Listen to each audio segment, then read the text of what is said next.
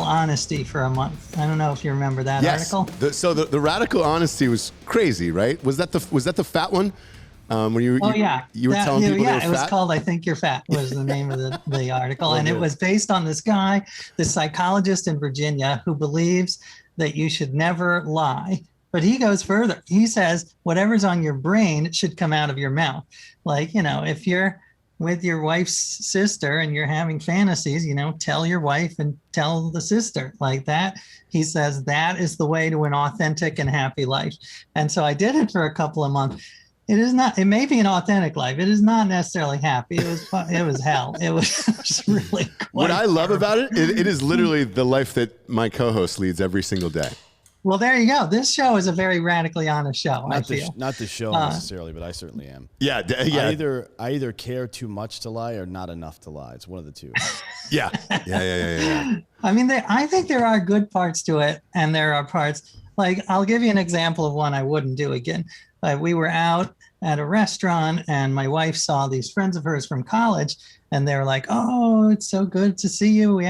We should all hang out and have a play date with our kids." And I had to say what was on my mind, which was, you seem like nice people, but I just have no desire to ever talk to you again.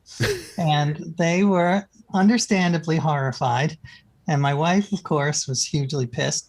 It was successful in that we'd never seen him again. Yeah. So it did work. Have you ever But it was, that kind of honesty I don't think is necessary. How long did you keep it up? That was like 2 months.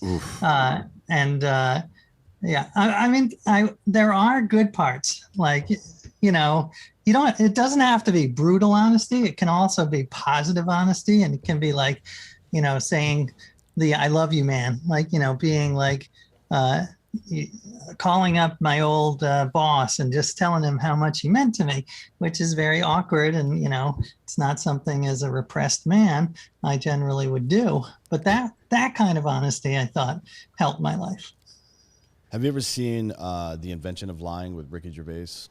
Love that movie. Yeah, it's a really good movie. That is fantastic. And it was that and Jim Carrey. Right. And yeah. Liar, But this guy, I will tell you, interviewing the psychologist was the best experience of my life, because first of all, he was a great character. He called himself a redneck with a PhD, and he was like wasted on 8 glasses of whiskey. And he's like, he would fart. He'd say, "I think it's lying to hold back your farts."